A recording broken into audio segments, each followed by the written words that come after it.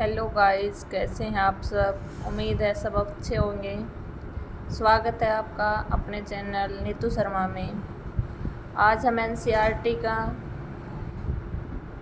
10th chapter करने जा रहे हैं, जिसका नाम है उपनिवेशवाद और देहात, सरकारी अभिलेखों का अध्ययन। यानी कि इसमें हम दो चीज़ों पर फोकस ज़्यादा रखेंगे कि उपनिवेशवाद क्या था और कैसे देहात के लोगों को उपनिवेशवाद के बारे में किस तरीके से वो सोचते थे और कैसे देखते थे।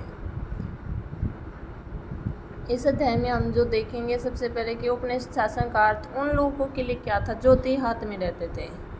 और इस अध्याय के माध्यम से आप जो बंगाल के जमींदार हैं उनसे मिलेंगे, उन राजमहल की पहाड़ियों की यात्रा करेंगे जहाँ पहाड़िया और संथाल लोग रहते थे।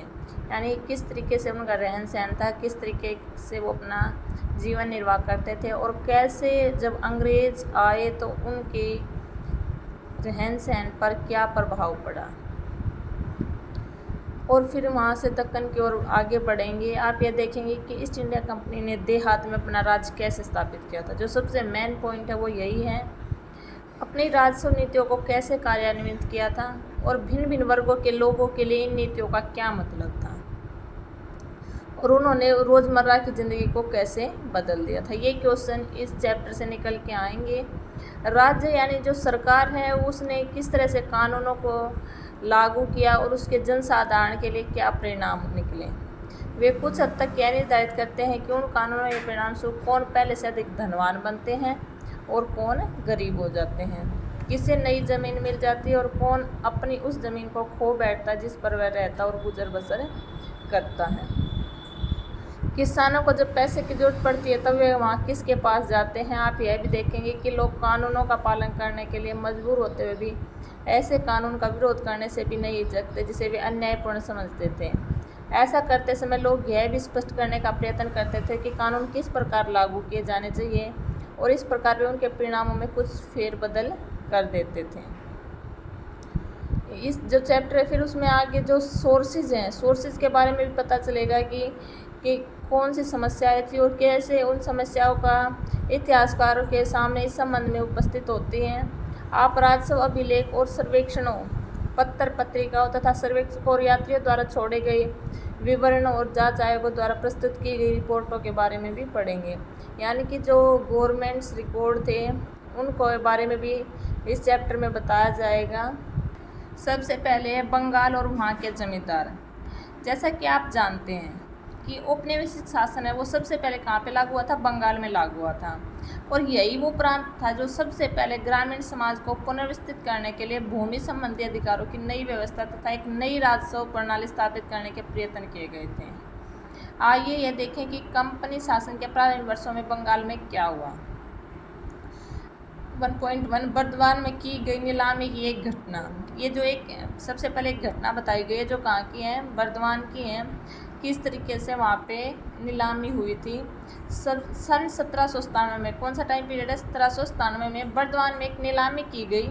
और ये जो नीलामी थी एक बहुत बड़ी सार्वजनिक घटना थी। कैसे क्या हुआ था कि जो बर्दवान के राजा थे उनके द्वारा धारित अनेक जो महाल यानी कि जो भूमि संपदाएँ थी वो बेचे जा रहे थे। और सन 1793 में इस्तमरारी बंदोबस्त लागू हो गया था। तो यहाँ से एक क्वेश्चन बनता है कि इस्तमरारी बंदोबस्त कब लागू हुआ, तो 1793 में। ईस्ट इंडिया कंपनी ने राजस्व की राशि निश्चित कर दी थी जो प्रत्येक जमींदार को अदा करनी होती थी। जो जमींदार अपनी निश्चित राशि नहीं चुका पाते थे उनसे राजस्व वसूल करने के लिए उनकी संपदाएं नीलाम कर दी जाती थी। क्योंकि जो बर्दवान के राजा पर राजस्व की बड़ी भारी रकम बकाया थी इसलिए उसकी संपदाएं नीलाम की जाने वाली थी। नीलामी में जो बोली लगाने वाले होते थे वो अनेक खरीदार आए और मतलब जो सबसे ऊंची बोली लगाता था उसको वो ज़मीन दे दी जाती थी। लेकिन फिर जो कलेक्टर है वो देखता है कि उसको बड़ी अजीब सी बात दिखती है कि उसके जब उसने सर्वे किया तो देखा कि जो खरीदार आए हैं वो कौन है, या तो राजा के अपने नौकर हैं या एजेंट। और जो राजा के एजेंट हैं उन्होंने ही राजा की ओर से ज़मीनों को खरीदा था। नीलामी में 95% से अधिक बिक्री फर्जी थी। वैसे तो राजा की ज़मीनें खुले तौर पर बेच दी गई थी पर उन जमींदार का नियंत्रण उसी के हाथों में रहा था।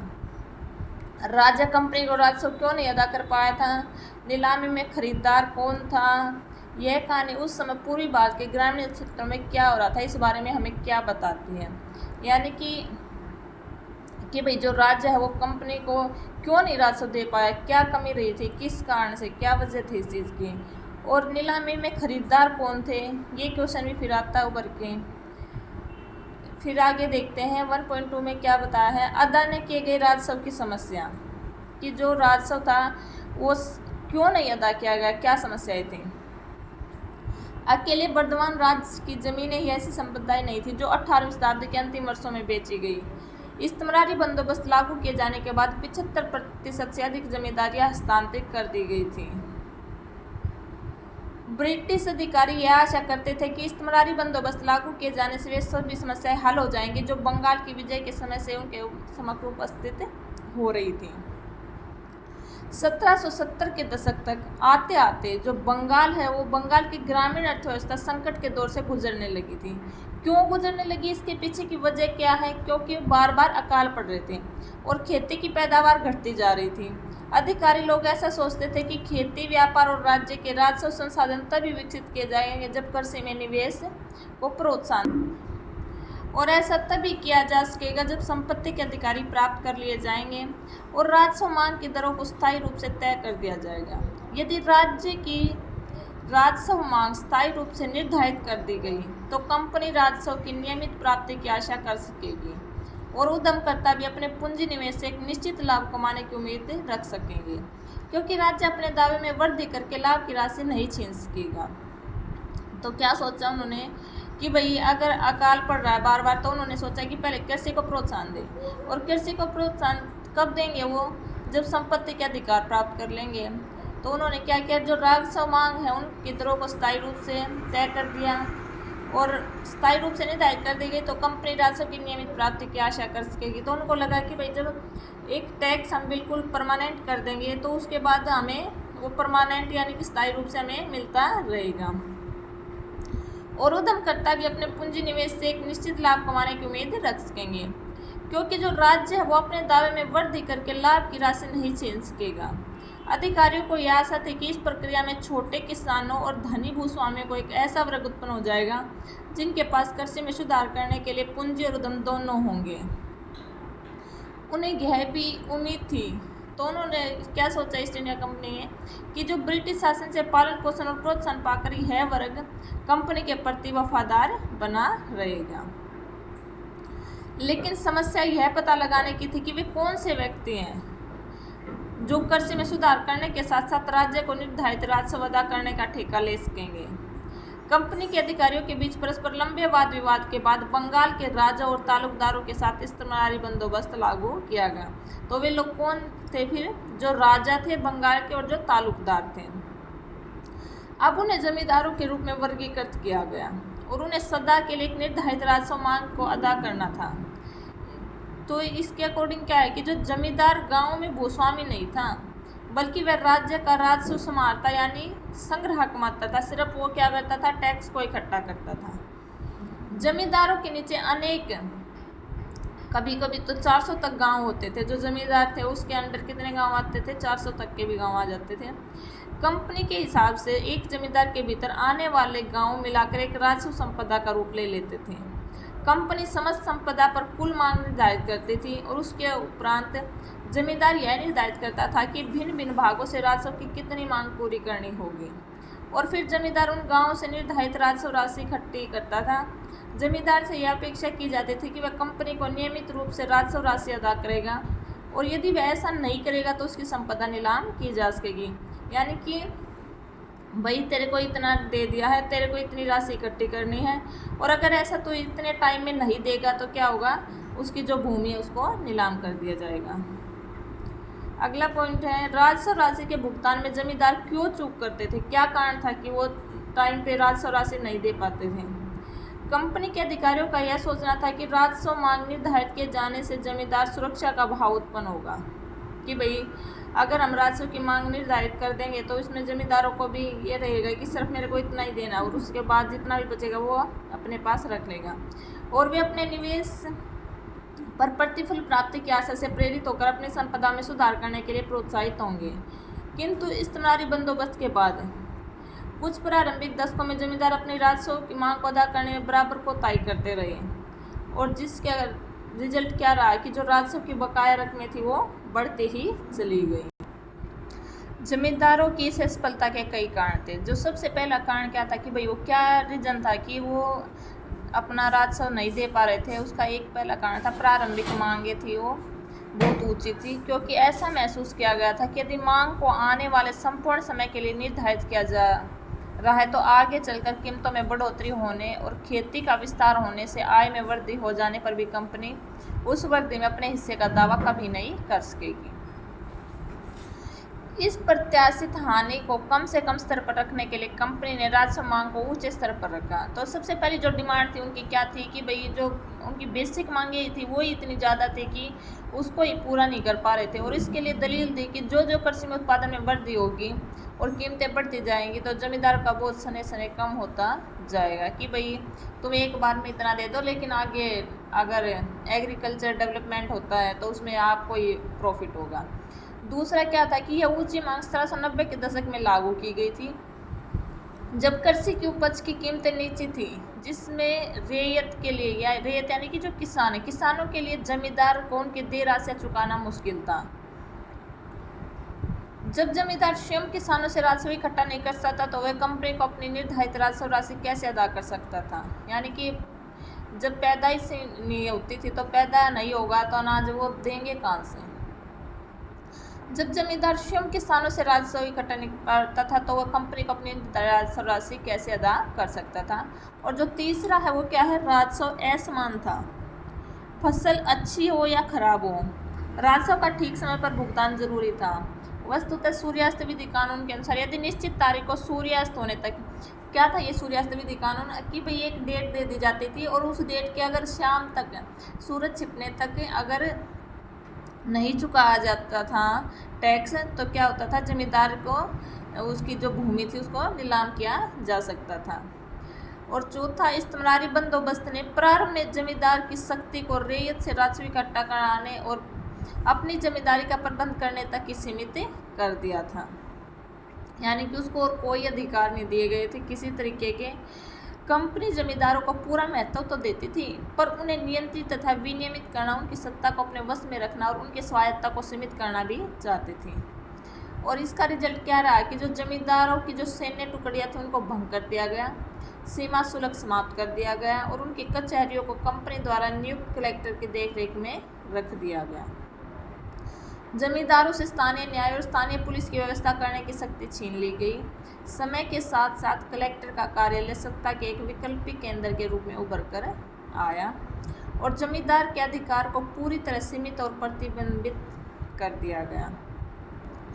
एक मामले में तो यहाँ तक हुआ क्या किया कि जो राजा है उसका राजस्व का भुगतान नहीं कर सका तो कंपनी अधिकारी को तुरंत इस स्पष्ट निर्देश के साथ उसकी जमींदारी को भेज दिया गया कि जिले का पूरा कार्यभार अपने हाथ में ले लो और राजा तथा उसके अधिकारियों के संपूर्ण प्रभाव और प्राधिकार को खत्म कर देने के लिए सर्वाधिक प्रभावशाली कदम उठाओ।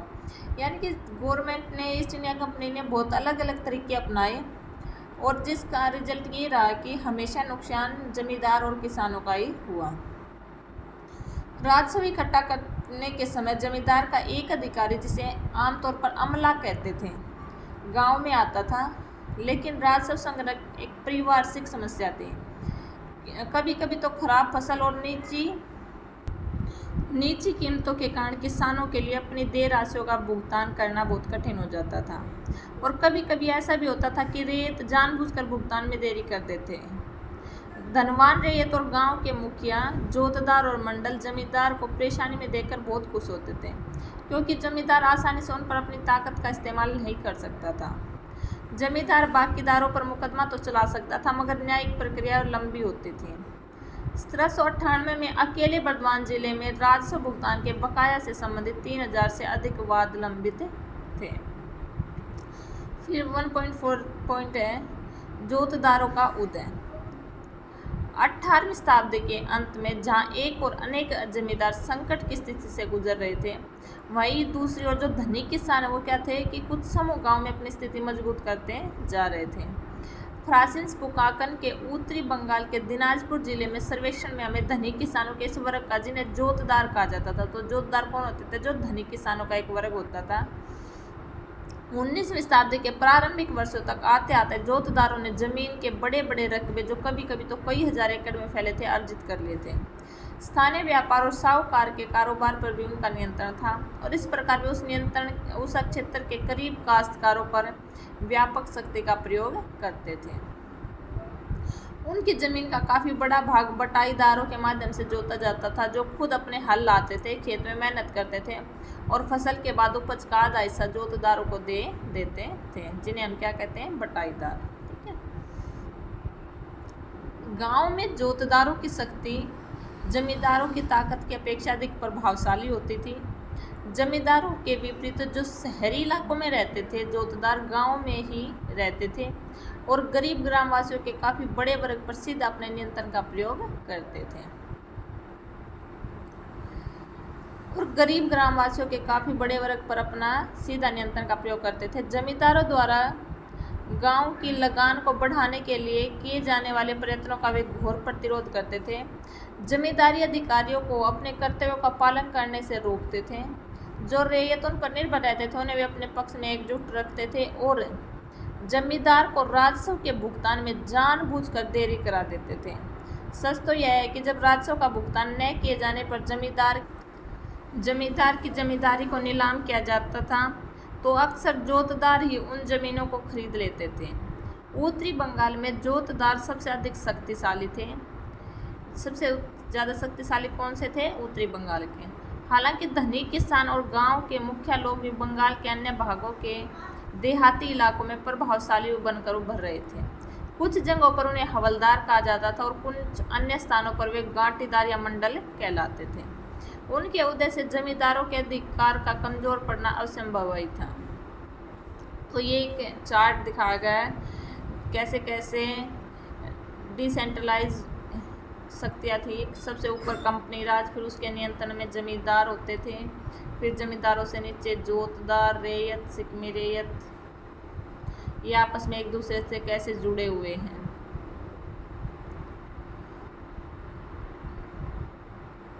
जमींदारों की ओर से प्रतिरोध 1.5।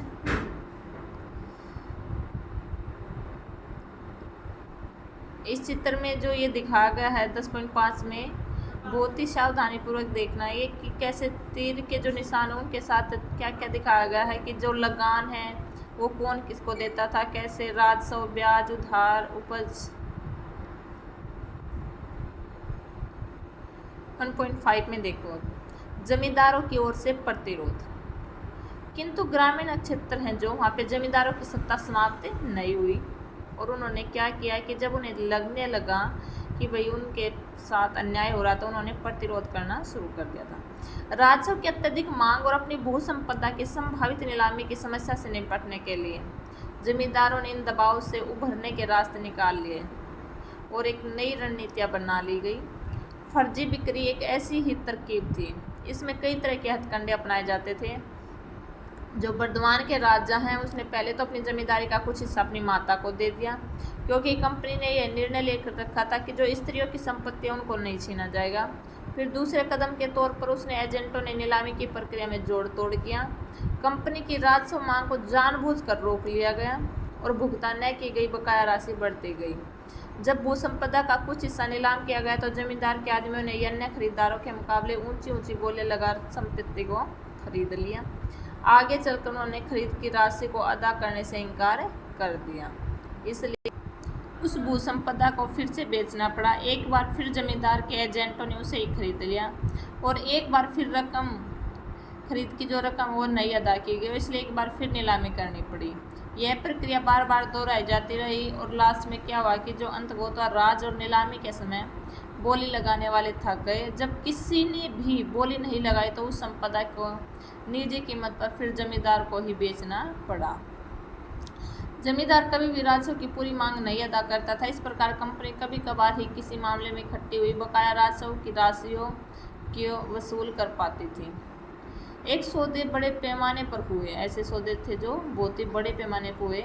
सन 1791 से 1801 के बीच बंगाल की 4 बड़ी जमींदारियां ने, जिन्हें बर्दवान की जमींदारी भी एक थी, अनेक बेनामी खरीदारियां की, जिसमें कुल मिलाकर 30 लाख रुपए की प्राप्ति हुई। नीलामियों में की गई कुल बिक्रियों में से 15% सौदे नकली थे। जमींदार लोग और भी कई तरीकों से अपनी जमींदारी को छीनने से बचा लेते थे। जब कोई बाहरी व्यक्ति नीलामी से कोई ज़मीन खरीद लेते, तभी उन्हें हर मामले से उसका कब्जा नहीं मिलता था।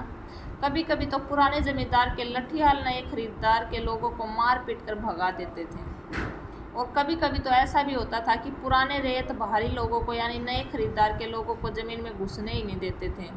वे अपने आप को पुराने जमींदार से जुड़ा हुआ महसूस करते थे और उसी के प्रति वफादार बने रहते थे, और यह मानते थे कि पुराना जमींदार ही उनका अन्नदाता और वही उसकी प्रजा है।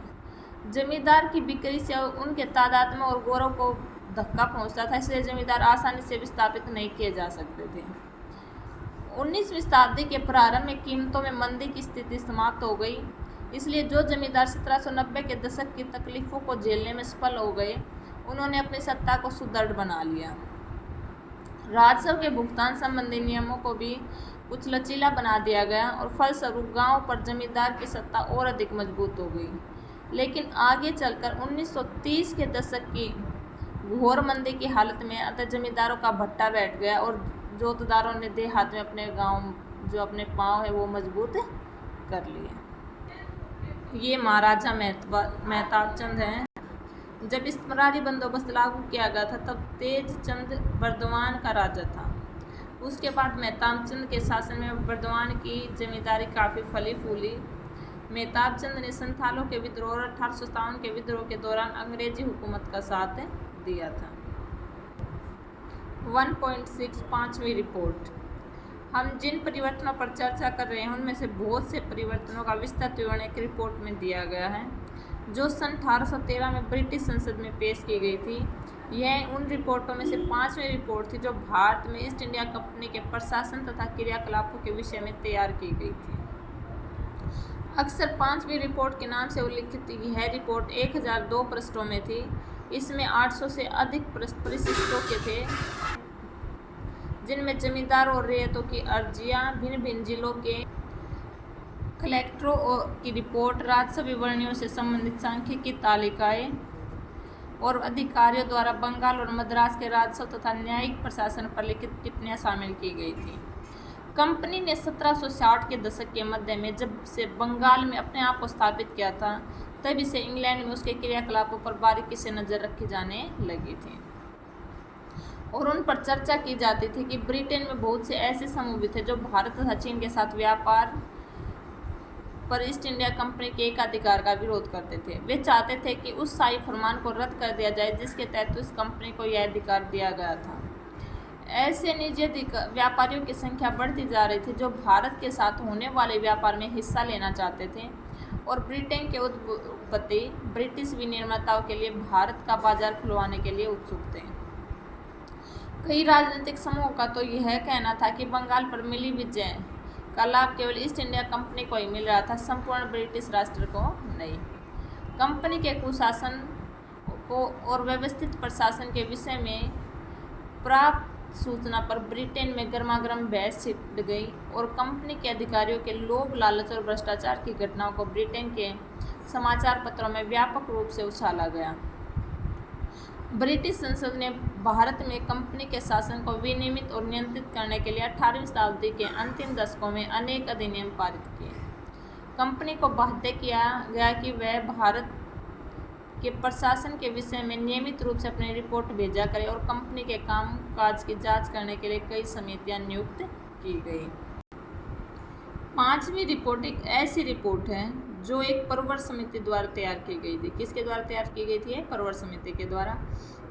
यह रिपोर्ट भारत में ईस्ट इंडिया कंपनी के शासन के स्वरूप पर ही ब्रिटिश संसद में गंभीर वाद विवाद का आधार बनी। 18वीं शताब्दी के अंतिम दशकों में ग्रामीण बंगाल में क्या हुआ, इसके बारे में हमारी अवधारणा लगभग 1.5 शताब्दी तक इस 5वीं रिपोर्ट के आधार पर ही बनती सुधरती रही है। 5वीं रिपोर्ट में उपलब्ध साक्ष्य बहुमूल्य है, लेकिन ऐसे ही सरकारी रिपोर्टों को सावधानीपूर्वक पढ़ना और समझना चाहिए। हमें यह जानने की ज़रूरत है कि ये रिपोर्ट किसने और किस उद्देश्य से लिखी। वास्तव में जो अब मॉडर्न रिसर्च है उनसे पता चलता है कि 5वीं रिपोर्ट में दिए गए तर्कों और साक्ष्यों को बिना किसी आलोचना के स्वीकार नहीं किया जा सकता। शोधकर्ताओं ने ग्रामीण बंगाल में औपनिवेशिक शासन के बारे में लिखने के लिए बंगाल के अनेक जमींदारों के अभिलेखागारों तथा जिलों के स्थानीय अभिलेखों की सावधानीपूर्वक जांच की है। उनसे पता चलता है कि 5वीं रिपोर्ट लिखने वाले कंपनी के कुप्रशासन की आलोचना करने पर तुले हुए थे। इसलिए 5वीं रिपोर्ट में परंपरागत जमींदारी सत्ता के पतन का वर्णन अतिरंजित है और जिस पैमाने पर जमींदार लोग अपनी ज़मीनें खोते जा रहे थे उनके बारे में भी बढ़ा चढ़ाकर कहा गया है। जैसे कि हमने देखा है कि जब जमींदारियां नीलाम की जाती थी तब भी जमींदार नए नए हथकंडे अपनाते अपनी जमींदारी को बचा लेते थे बेचने से, ठीक है, और बहुत कम मामलों में विस्थापित होते थे। 5वीं रिपोर्ट में क्या कुछ लिखा गया है? जमींदारों की हालत और ज़मीनों की नीलाम के बारे में 5वीं रिपोर्ट में कहा गया है कि राजस्व समय पर नहीं वसूल किया जाता था और काफ़ी हद तक ज़मीनें समय समय पर नीलाम के लिए बेचने के लिए रखी जाती थी।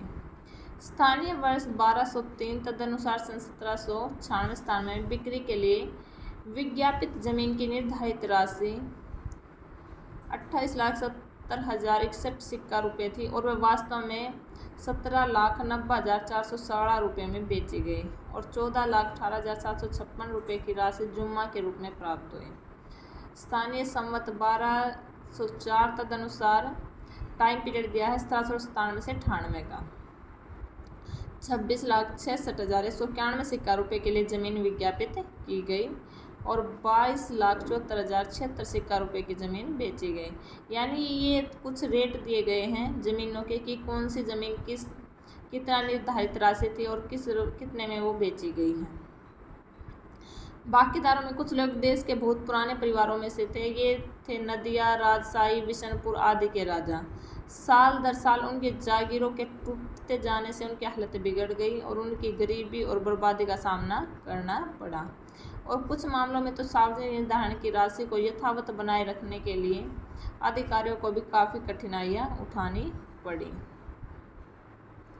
जिस लहजे से इस रिपोर्ट को लिखा गया है, वर्णित तथ्यों के प्रति रिपोर्ट लिखने वाले के रुख के बारे में क्या सोचते हैं कि आपका किस तरीके का नज़रिया, आप क्या कहना चाहेंगे इस चीज़ के बारे में। आज के लिए बस इतना ही, कल नेक्स्ट पॉइंट करेंगे इसी चैप्टर का। Thank you to all of you.